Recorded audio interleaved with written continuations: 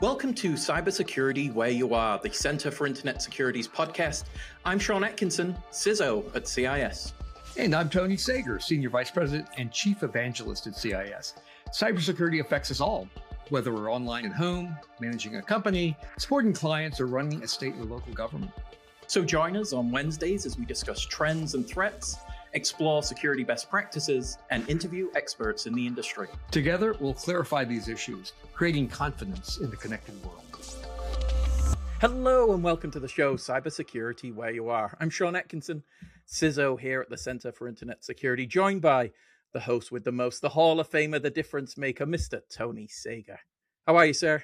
Great, Sean. Great. And an exciting episode. Looking forward to it. Absolutely. And joined by special guest, he puts the AI in Brian. I think that's right.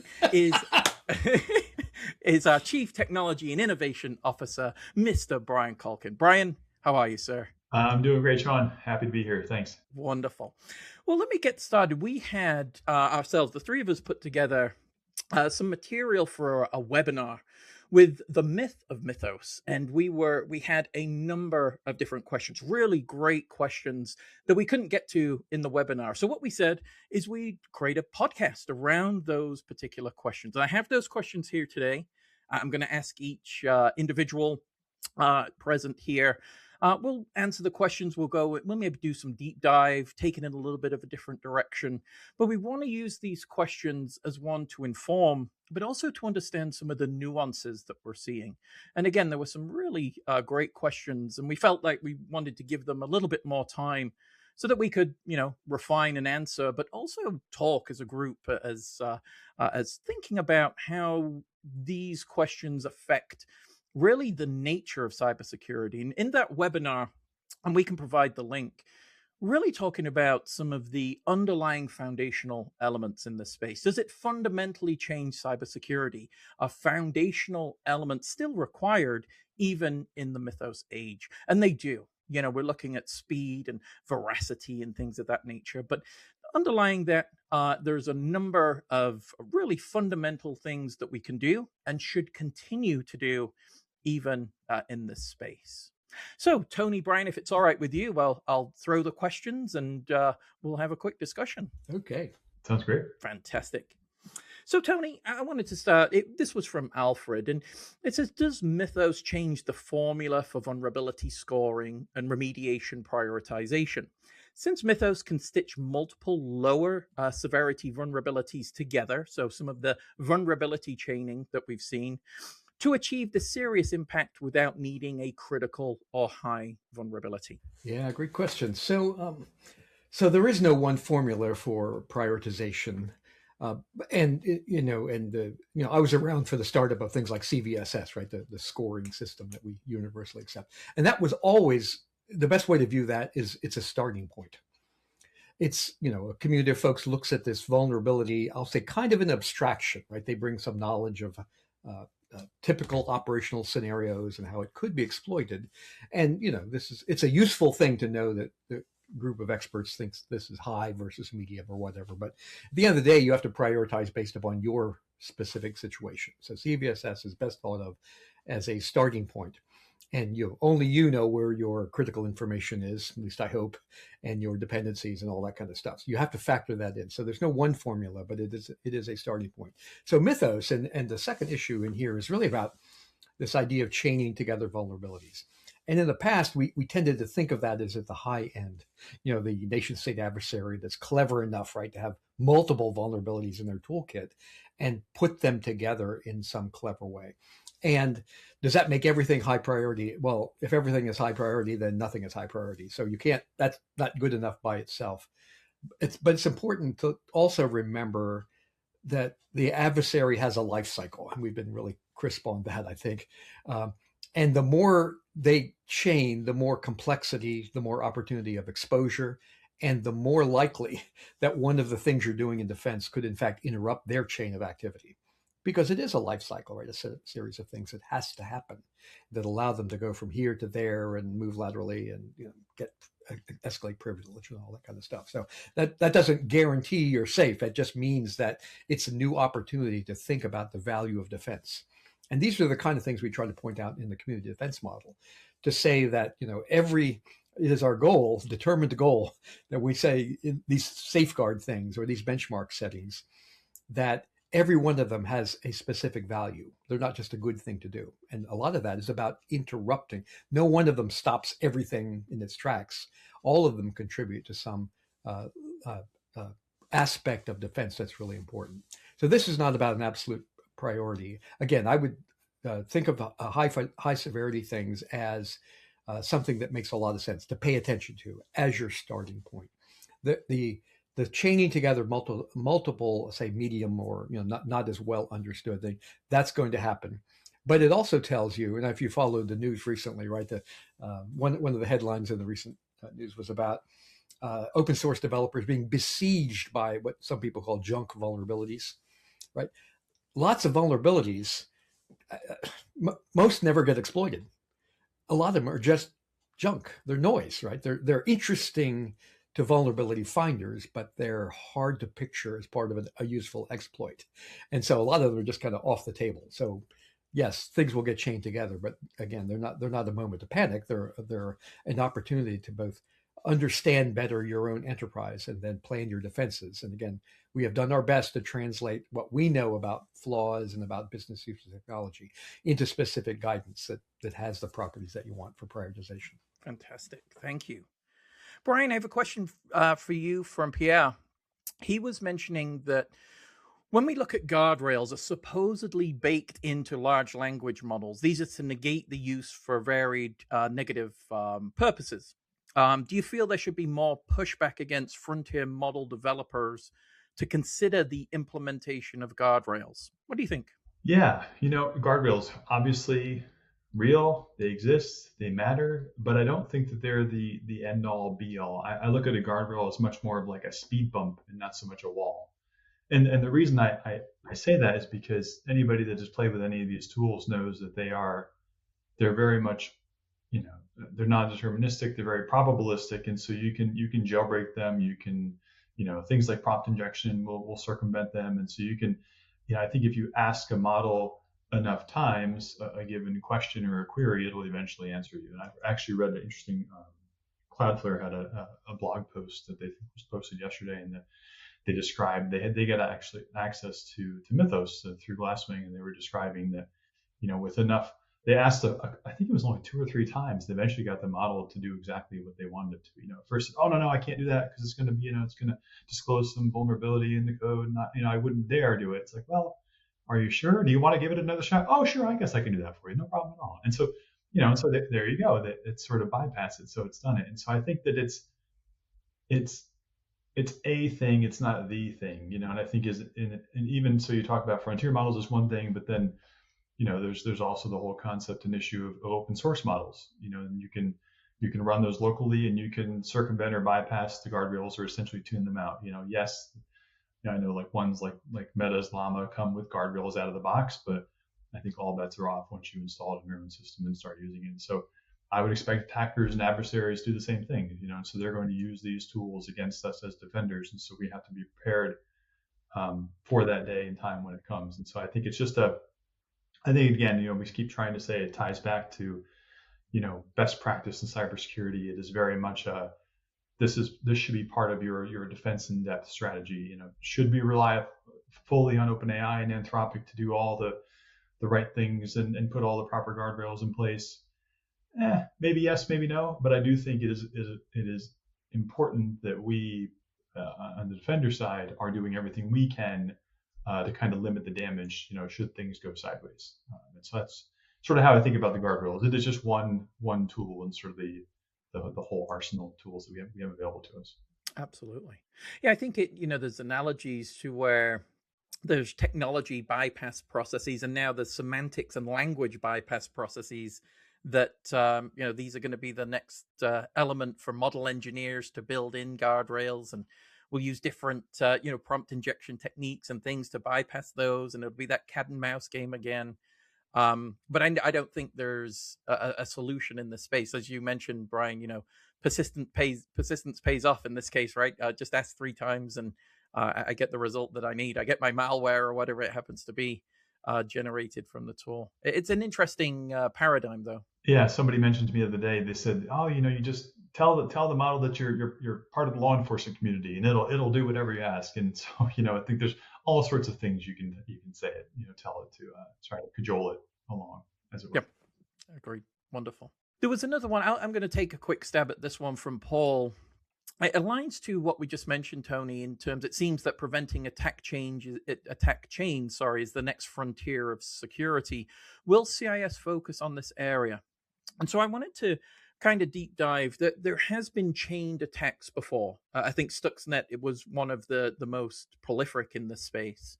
And will CIS focus on this? And Tony, I referenced the community defense model respectfully in terms of leaning into both the tactics, techniques that we see, how those are used by advanced persistent threats as an element of building really a campaign in this space, and how we look at the controls and implementation of risk mitigation strategies to break that chain, as it were. And again, we can reference the cyber kill chain from Lockheed Martin and things of that space. But I really do think we have started this approach. I think, again, Mythos and other models in this space will highlight chaining capability and do things in unique and interesting ways. But again, I think a fundamental practice that we define, curate, and provide to the community is always going to be the answer in that space. But I wanted to get your thoughts, Tony, as well. No, absolutely. I think and yes, related to the first question around this chaining together again, which has a certain sophistication to it, right, and that kind of dramatic appeal to it, and it's important. But in one sense, attacks have always been chained. If you looked at the classic models, the Lockheed Martin kill chain you mentioned, the Mandiant APT-1 and things like that, right? There's no like one lightning bolt that goes in and the goal is achieved. There's getting access, reconnaissance, access, some series of steps, right? Escalation, lateral movement. There's always a series of things, many of which might not require a vulnerability. And that'll be true in a modern era also, right? And including the whole class of living off the land attacks, right? Things that they're taking advantage of features you already have within your system. But just for the audience here, the underlying principle that Sean mentioned of the controls, the community defense model. Here's the quick, simple version of it: is that we work with folks like the Verizon Data Breach Report, which just went public a day or two ago. And the controls are deeply embedded in that, right? So the Verizon Data Breach Report, think of as the best available summary of what's happened in the last year in terms of attacks, and carefully mapped to the controls. And it's just part of the story that Verizon tells with our cooperation. And it does talk about the exploitation has taken over, as opposed to credential theft is the primary entry point. So this focus, this changing into vulnerability, the flaws as the entry point is one of the most interesting results out of that report. But our thinking around the community defense model says you don't try to deal with millions of attacks. You try to deal with classes or types of attacks. And then we use a way to represent that attack, which is in that, as its nature, is a series of steps. And we use the MITRE ATT&CK framework to represent all what I call the atomic elements of attack. And then we design our safeguards, right, to align against those different elements of attack. So there's already kind of a natural flow to our recommendations to line them up against all the pieces of the of attacks, right? The classes of attacks that we see out there. And just as a teaser for the audience here, I'm reviewing a paper right now from the team on the Community Defense Model version 3, which adds a kill chain that is a specific sequences. If you ever hear MITRE talk about the attack model, right, it was by design not a kill chain in the way that Lockheed Martin spoke of it. It's just that wasn't its intention. We have added that as an overlay onto our thinking so that you could more naturally design your defenses against chained activity. So again, this is not the ultimate solution, but I think we're right on track in terms of the kind of worry that's expressed here.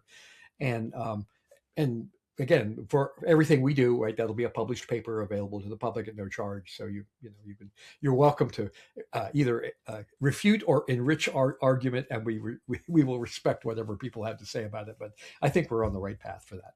Agreed. Thank you, Brian. One from Fulvio. He asks, what's the difference between Mythos and regular SAST software, so static application security testing software? It mentions, as Anthropic said, Mythos has found vulnerabilities, but they still need to be examined by security experts. So it seems the time is the same to me as using a SAST tool that's already available.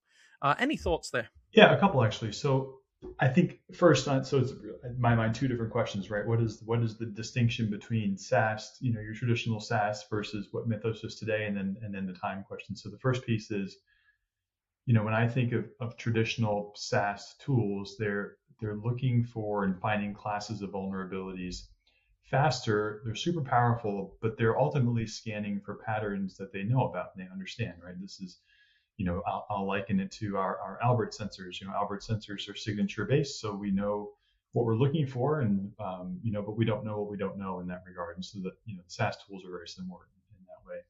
Whereas Mythos is a bit different, in that it essentially is able to discover vulnerabilities that never appeared before, and never on any CVE list. They're never triggered by any scanner. They may have existed in production code for years and just were never found.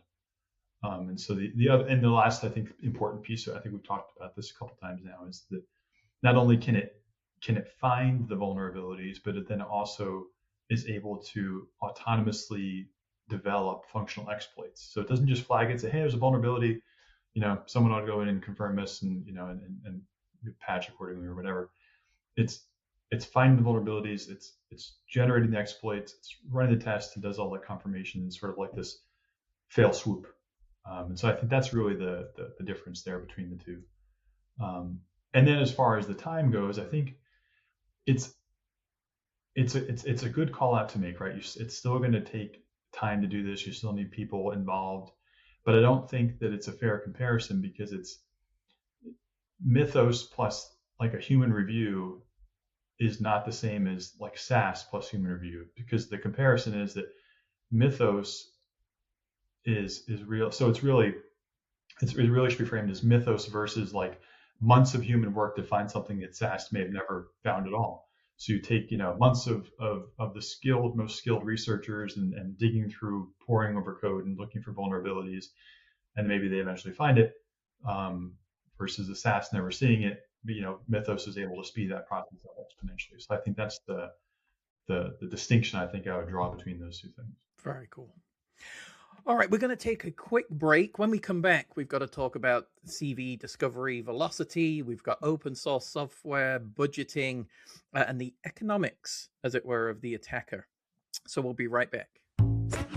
Are you a U.S. state, local, tribal, or territorial government? If so, you know just how difficult cyber defense can get. You're the frontline defense against cyber threats, yet you don't have the shiny tools, big budget, or skilled talent of an enterprise. Well, guess what? You don't need them.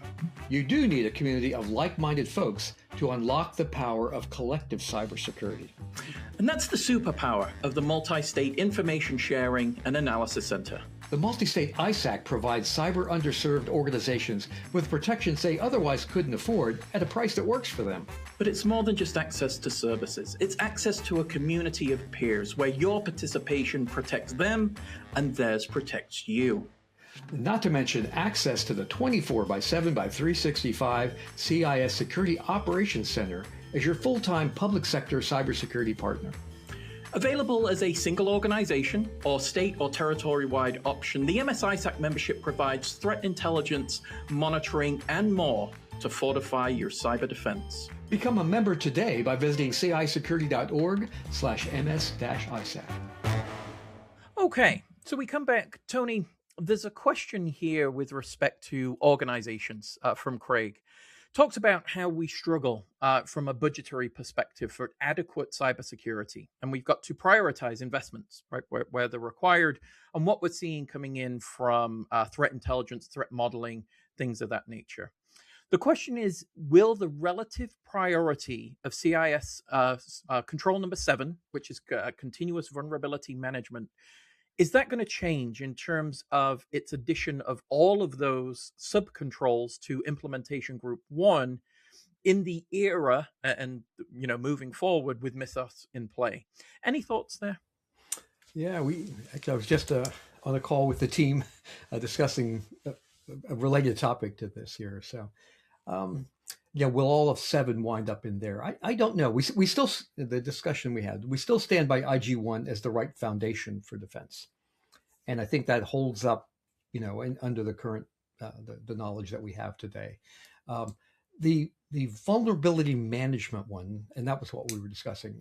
Does it deserve a relook? I would say we're in the process of thinking about that right now. Right? What is relevant? That vulnerability management, is a part of this problem, and so I don't think the answer is going to be sort of do everything in 7 as part of IG1. And part of it is again, if you prioritize everything at the first level, you don't get anywhere. I think that um, the elements of the foundation of defense, right, as represented in IG1 and a few other things, is around visibility and frankly governance. Your ability, your control of the environment, right, your visibility into it, your ability to sense changes, manage your systems to trusted configurations, and all that is a tremendous defensive foundation. Any decent strategy for defense starts there, because that allows you then to sense change and also react to change, right? So when things change, you sense problems. Are you able to do something about it? So fundamentally, we have been struggling, and we do not see sort of a complete revamping of our priority scheme in this. So I'd say focus on IG1. Some of this is about so issues like governance are less technical and more about processes and management involvement, oversight, right? Linking together how do I buy things with how do I manage them and processes like that. And those are things that you should be doing anyway, frankly, that any responsible IT owner will attempt to make sense of. Um, we also are discussing how that might change in a managed service environment, right? If you've outsourced your IT, what should you be demanding? Now, there's an area that I think we could provide more clarity than we have in the past. But I'd say that the overall topic of prioritization is, is a hot one for the team. I suspect we're going to come out with what we call some amplifying information here in the near future, but I don't see a real, starting from scratch on prioritization, because we've been giving these kinds of things a thought. This whole speed issue, though, is different. As Brian hinted, right? We have to be prepared to move quickly. As we said in the webcast, so speed is not like matching the speed of the bad guys, right? Because that's a race. They're going to win eventually. We have to patch faster, absolutely. But we're not going to be able to operate at that same speed for lots of perfectly understandable reasons.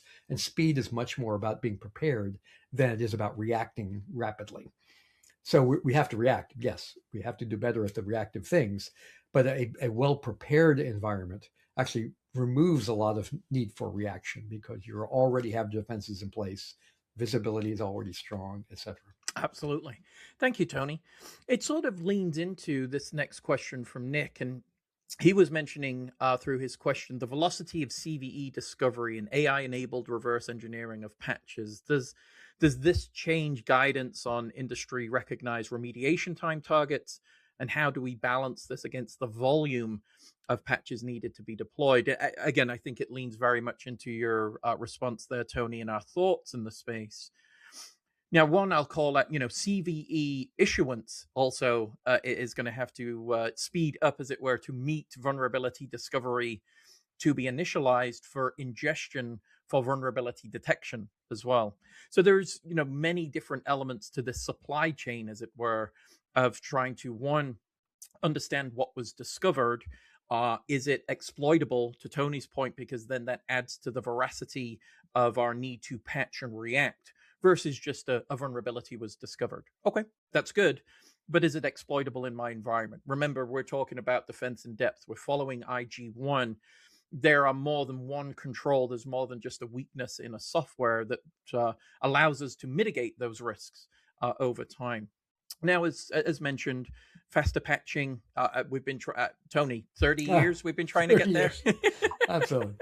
At least. And, yeah, inevitably, right? If you see defense as a one-for-one thing, you lose, because again, that's a loop that Sean, in your job, right? You have to worry about things like operational uptime, cranky users who don't want their systems crashing. Right? Bad guys not so worried about that stuff. They have a lot more freedom to operate rapidly. So 1-to-1 is the loser game. And I don't have hard numbers on this, but I had a team study this when I was back at the National Security Agency, and I said, we were giving out this guidance. We looked at the last year's, for example, Microsoft's vulnerabilities as reported through their security bulletins, and I asked them to do a breakdown of like how, if you follow our guidance, how many of these do you block? Very high number, 80-some%. I said, now go back and look at the list of those vulnerabilities. Just do a back of the envelope calculation of types of vulnerabilities you never thought about when you were writing that guidance. And does that guidance give you any value against these classes of things you never thought about?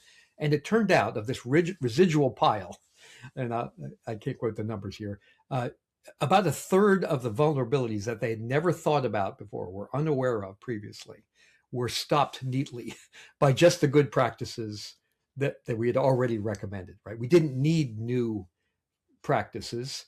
Things like, again, managing administrative privilege closely, right? Preventing access to certain system files, things like that. It turns out many of those vulnerabilities that you're worried about need these other things to take advantage of, right? They're part of the exploit scenario. So you get a lot of value. And I can't put a quantity on it, but it was much stronger than I would have expected. So the idea is good practice. That's always been in my mind for decades. Good practice gives you value against even previously unknown problems. Now, that's worth some more study. I got a couple of academics to take a look at it over the years, but it's an area that you really ought to study because it takes us away from the one flaw, one patch, right? One flaw, one patch. You'll never win. I mean, you have to do better, and we've been doing it for decades, Sean. You're absolutely right. But you have to start thinking of the attacker's going after the system. And the defender needs to think of system defense, right? It's not the one patch or the one thing, the one configuration item. I need to get lots of value from everything I do. And I think if you actually if you can bring yourself to read the CDM paper, 2.0, it's out there now, that's what you see. Almost every safeguard gives you value against multiple techniques or tactics of the bad guy at multiple places, right? Now, it's not the minimal set, but that's good news, right? One action as a defender gives you value across many different pieces of many, many, many plausible attack scenarios. So that's really where power of defense will come in. Wonderful. Brian, I've got a question from Mark with respect to open source software. And if an organization is primarily utilizing open source software, which it says here naturally might be more sensitive to these issues, do you have any recommendations for changing specifically around the use of OSS that should be made to infrastructure to reduce the risk? Yeah, and so obviously as it relates to open source software, the code is publicly available, right? Which means then the adversary can take a look using the AI vulnerabilities discovery tools we've talked about and basically has the same access to the code that the maintainers do. So they can, I think the concern, rightfully so, is that they're able to take a look at the code base and very quickly identify the holes and create some exploits, and then you're in for a bad day. But to me, I'm interested in what you guys think as well on this. But to me, this really just ties back to more of the best practice stuff we've talked about all along. I don't think that just because it's open source necessarily you need to approach the problem from an entirely different angle. I think it really does come back to the basics, and we covered some of this stuff too in the webinar. Knowing what you've got on your environment and where it's come from in terms of open source software, and so that you can then correctly address the vulnerabilities as they pop up. And I think as it relates to open source, knowing what all your dependencies are and what those look like as well too, right? Because there's not just the main package that you're running, but there's all the various things that fuel it and sort of stand behind it to make it go.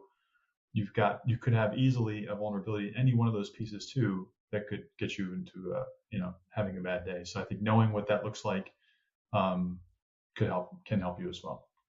We talked about it. I think things like accelerating your patches, because it's all about velocity at this point. It's especially I think as it relates to open source software, it's going to be the patch cycles to be compressed, and so certainly you need to pick up the pace again when and if at all possible. But then to get more things like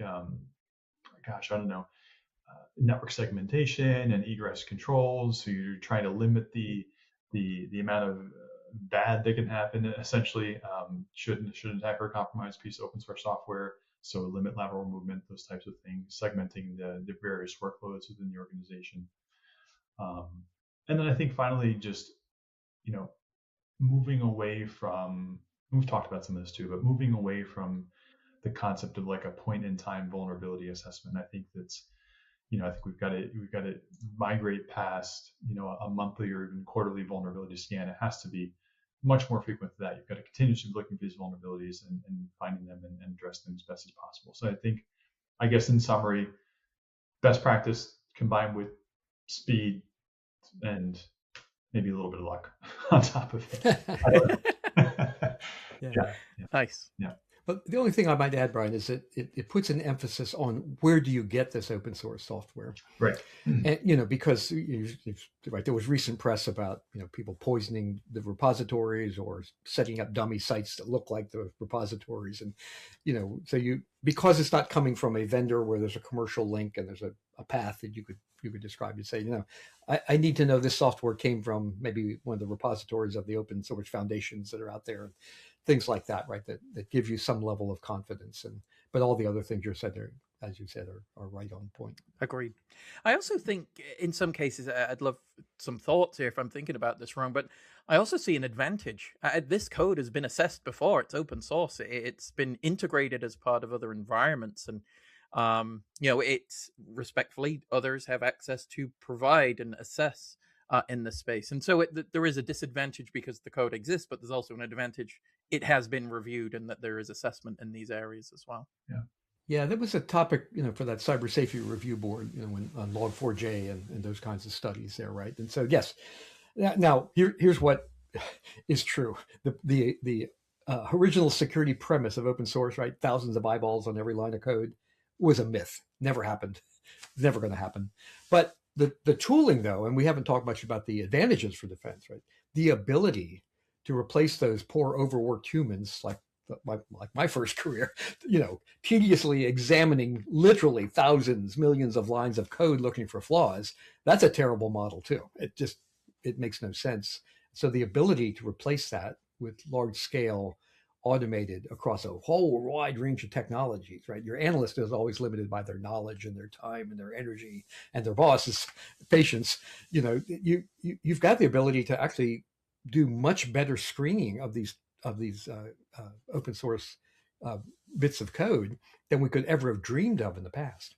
But you have to couple that with something that says, but now I need to know that's in fact the version that we've tested. It came from a trusted source, right? And then what I load into my system, in fact, represents what came out of that repository. It really puts an emphasis on this management of the supply or how it gets to there, right? And that's always been true, but we've kind of overlooked the nuances of that. And but I think it doubly emphasizes that says let's take advantage of the fact that we can test these things, screen them. Lots of people have used them now, but I got to make sure that's the one. That I think it is. Agreed. Well, last question. Tony, I'd like to direct this one to you. So it mentions from Randy, Korean state actors drained over 200 million from decentralized crypto exchanges without the need or utility of Mythos. They spent, if they spend $20 million on tokens, that's a 10% loss for them at that point. So on a global threat scale, this cost and this few $1 million worth of tokens, is that aligned? They've got the tactics, techniques, procedures. They may not need, to spend so much on tokens. But any thoughts there? Well, now you've heard me say before, Sean, right? If you want to understand economics and capitalism, you study bad guys, not good guys. And so here is a crisp example, right? That says, would I spend 20 million to get 200 million? That's a basic economic question, right? So of course a bad guy is going to do that because it makes sense. That is, if that's his best available alternative for scale. And so it's perfectly rational behavior. And they, and when I, that's a bit of a joke when I say it, but it's actually true. The inherently the capitalism of attack or of crime leads to things like specialization, right? I rent time on botnets. I buy tool kits. I hire money mules, right, to monetize my gains. And so, you naturally think of the system that takes you from target to to outcome that you desire, and that's just kind of natural, the way that thinks. And defenders are often left kind of defending their turf, right? They're defending their enterprise alone, counting on some good behavior from their carriers or IT service providers and so forth. And so the economics have always been in the attacker's favor, and that this is a kind of a social good we haven't figured out yet, which is, again, we're all dependent upon this web of conductivity, right? Carriers, component providers, right? IT vendors and all that kind of stuff. And what is the division of responsibility here? There isn't a clear economic model that would drive it the way it drives the bad guys. And so, we are literally arguing. I'm approaching 50 years now, guys.